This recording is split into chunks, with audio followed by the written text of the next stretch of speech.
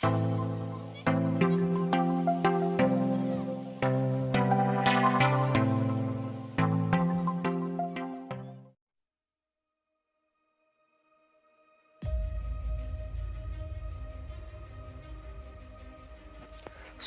Kisam merupakan salah satu suku dari 6 suku berjumlah besar yang ada di Kabupaten Ogan Komering Ulu Selatan yang telah hidup rukun secara berdampingan dalam waktu yang cukup lama. Adapun 6 suku atau etnis yang besar di Ogan Komering Ulu Selatan meliputi suku Daya, suku Ranau, suku Kisam, suku Semende, suku Haji, dan suku Ogan, dan diikuti oleh suku-suku lainnya seperti suku Jawa, suku Padang, dan suku-suku berasal dari luar Sumatera Selatan. Namun kali ini kita akan membahas suku Kisam yang ditulis Kesam yang terdapat dalam majalah Hindia Belanda tahun 1866 yang ditulis JSG Greenberg yang berjudul Kesam, Semendo, Mekakau, dan Belalau pada halaman 361. Tulisan JSG Greenberg tersebut telah diterjemahkan oleh Frida Amran dalam koran Berita Pagi pada tanggal 26 April 2015 yang lalu. Selain menulis tentang Pasemah, JSG Greenberg juga menulis tentang Kesam, Semendo, Mekakau, dan Belalau. Bahan untuk tulisan ini dilengkapi dengan catatan-catatan dan informasi dari kontrolir RW ten Sidhoff yang bertugas di sana. Bersama dengan orang Pasemah, keempat kelompok masyarakat itu berhasil mempertahankan kemerdekaan dan kemandiriannya di dataran tinggi Palembang. Dibandingkan dengan masyarakat Semende, Mekakau, dan Belalau, sebetulnya orang Kisam tidak menunjukkan keistimewaan tertentu. Namun demikian, justru karena merekalah Belanda memutuskan untuk mengirimkan ekspedisi militer ke dataran tinggi Palembang dengan maksud untuk meredam keresahan yang terjadi. Di mata Belanda, orang Kisam tak banyak berbeda dengan orang Pasemah. Mereka juga dikenal dengan sebagai pemberontak. Demi keamanan, tak ada jalan lain kecuali menaklukkan penduduk daerah itu. Berbeda dengan penaklukan Pasemah yang memakan korban dari kedua belah pihak, penaklukan Kisam terjadi tanpa satu tembakan pun. Sebetulnya yang menjadi sasaran Belanda hanyalah daerah Kisam saja, tetapi penduduk daerah Semende, Mekakau, dan Belalau rupanya serta-merta ikut mengakui kekuasaan Belanda. Penaklukan Kisam berlangsung damai seperti halnya ekspedisi militer ke daerah Rejang tahun 1859. Segala sesuatu mengenai ekspedisi itu diungkapkan oleh Mayor Van Rees. Walaupun penaklukannya daerahnya berlangsung damai, orang Kisam tidak dapat dikatakan sebagai masyarakat yang pengecut. Mereka bahkan tidak dapat dianggap kelompok masyarakat paling damai di dataran tinggi Palembang. Namun, ketika berhadapan dengan pasukan-pasukan Belanda yang mendadak muncul, orang Kisam menyadari keterbatasan fisik yang tidak memungkinkan bertentangan dengan satuan militer bersenjata lengkap. Dalam situasi itu, jalan satu-satunya yang masuk akal adalah menyerah. Setelah pengantar singkat di atas, Greenberg memulai ulasannya mengenai Kisam. Orang berangkat dari Palembang akan meninggalkan Sungai Musi dan mulai melayari Sungai Ogan sampai ke Batu Raja. Lalu perjalanan diteruskan di darat ke arah tenggara menuju Kisam. Alam yang awalnya datar mulai turun naik perlahan. Jalan berkelok-kelok yang melewati hutan-hutan semakin lama semakin menanjak. Air di sungai-sungai yang bersumber di gunung berebut turun sepanjang jalan daerah itu. Daerah yang dituju adalah daerah yang terbentuk oleh kaki bukit barisan. Orang Kisam, Semendo, dan Mekakau tinggal di daerah itu. Orang Belalau tinggal tak jauh dari bukit barisan, namun lebih dekat di selatan Danau Ranau. Di sebelah utara, daerah Kisam berbatasan dengan daerah Semende. Di sebelah timur dengan Afdeling Ogan Ulu.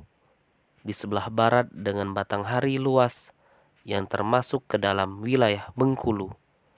Menurut Greenberg, ada kesalahan dalam menggambarkan perbatasan Palembang dan Bengkulu di atas peta. Daerah Semendo Ulu luas sebetulnya termasuk wilayah Bengkulu, walau seringkali daerah ini dianggap sebagai bagian dari wilayah Palembang. Daerah Kisam terbagi dua oleh aliran sungai Sake. Suku 1 tinggal di tepian kanan dan suku 2 tinggal di tepian kiri. Daerah itu seperti dataran yang terkungkung oleh puncak-puncak gunung tinggi di segala arah. Tanahnya berbukit, landai, namun lebih datar dibandingkan daerah Semendo dan Makakau yang terletak di tebing bukit barisan dan terpengaruh oleh gejala-gejala alam dari sebuah gunung berapi. Gunung-gunung utama di daerah ini adalah Bukit Ringit dengan mata air panasnya, Bukit Besar, Bukit Ringang, dan Bukit Nanti. Sungai-sungai yang terbesar adalah Sungai Saka, Sungai Gilas, Sungai Kisam, dan Sungai Lepung. Selain sungai-sungai besar itu, ada pula sungai-sungai kecil yang lebih cocok sebagai sumber air untuk irigasi daripada untuk pelayaran. Sungai-sungai kecil itu amat dangkal dan dipenuhi oleh bebatuan besar. Jalan-jalan di Kisam tidak terlalu baik. Hanya jalan yang menuju ke Afdeling Ogan Ulu saja yang dapat digunakan dengan baik. Tanah Kisam sebetulnya sangat cocok untuk aneka tanaman dan paling baik untuk pertanian sawah.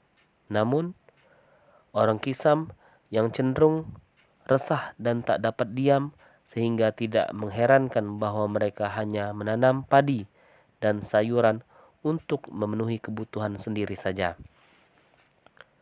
Orang Kisam berasal dari dan merupakan keturunan orang Pasemah.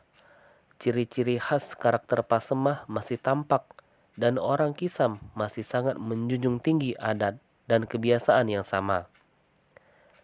Orang Kisam lebih banyak percaya dan berpegang pada aturan dari para puyang daripada memeluk agama tertentu. Greenberg menduga bahwa orang berpindah dari Pasemah karena kekurangan tanah pertanian. Hal ini mungkin aneh terdengar bagi orang yang tidak terlalu mengenal lingkungan di daerah pedalaman Palembang. Bukanlah wilayah itu teramat luas dan penduduknya berjumlah sedikit, namun memang demikianlah halnya. Tak jarang penduduk dataran tinggi meninggalkan dusun dan ladangnya untuk membuka pemukiman di tempat yang baru.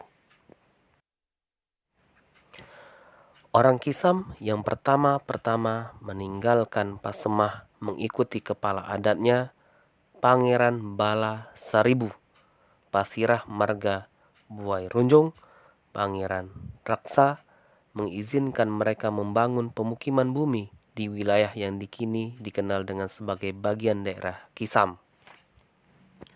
Seekor kerbau disembelih untuk mengadakan selamatan pendirian dusun yang baru. Di tempat yang baru, orang Kisam berkembang biak. Semakin banyak saja dusun yang dibangun dengan 6 kelompok keturunan yang disebut Sumbai. oleh perkawinan antar Sumbai, akhirnya keenam Sumbai itu menjadi 4, yaitu Sumbai Besar, Sumbai Tanjung Raya, Sumbai Ulu Lurah, dan Sumbai Penjalang. Pasirah atau pemimpin kelompok-kelompok masyarakat itu selalu dipilih dari Sumbai Besar, khususnya dari dusun-dusun utama, Padang Bindu, Tebet Gabus, dan Tanjung Dalam. Dalam perkawinan, orang Kisam berpegang pada adat jujur. Menurut adat ini, calon pengantin lelaki wajib menyerahkan uang yang berjumlah besar kepada calon mertuanya sebelum perkawinan itu dapat berlangsung. Namun, di masyarakat Kisam, pelaksanaannya tidak terlalu ketat. Calon pengantin lelaki diperbolehkan melunasi uang jujur secara bertahap. Perjodohan dan perkawinan diatur secara eksogami Sumbai, maksudnya perempuan dan lelaki yang tinggal di dalam satu dusun dari Sumbai yang sama tidak diperbolehkan menikah. Jodoh harus dicari di Sumbai yang lain. Aturan adat ini terasa amat membelenggu bagi warga Sumbai Besar atau yang penduduknya paling banyak pula. Beberapa Sumbai tidak terlalu ketat memperhatikannya, akan tetapi kalaupun itu terjadi, ada rasa takut bahwa hal itu akan mengakibatkan kemurkaan para puyang. Bila dibandingkan dengan masyarakat Semendo, Mekakau, dan Belalau, masyarakat Kisam sebetulnya tidak menonjol, namun mereka dianggap sebagai kelompok masyarakat tertua di antara keempatnya. Hal ini diakui dan dihargai sehingga orang Kisam umumnya dihormati oleh ketiga kelompok masyarakat yang lainnya. Di dusun Tebet masih ada sebuah sekin atau semacam pisau yang konon merupakan warisan dari Puyang Siding Berisi yang berasal dari Pasemah. Ketika mereka pindah ke daerah ini, pisau itu dibawa oleh Puyang Bala Seribu, pemimpin adat Kisam yang pertama setelah lelaki itu meninggal dunia. Sekin itu disimpan sebagai pusaka oleh keturunannya. Dalam upacara, pisau itu dikeluarkan. Segala sumpah dan janji yang dilakukan di atas pusaka itu harus dipegang teguh. Kalau tidak, orang yang melanggar sumpah atau janji itu pasti akan dimakan harimau. Ketika Belanda datang dan masyarakat Kisam menyerahkan diri, pemimpin-pemimpin adatnya bersumpah setia kepada pemerintah Hindia Belanda di atas sekin pusaka itu. Belanda pun yakin bahwa sumpah itu akan dipegang teguh oleh orang-orang Kisam. Demikianlah teman-teman yang dapat kami tampilkan pada channel ini. Apabila ada kekurangan dan kesalahan, kami mohon maaf. Kami akhiri. Assalamualaikum warahmatullahi wabarakatuh.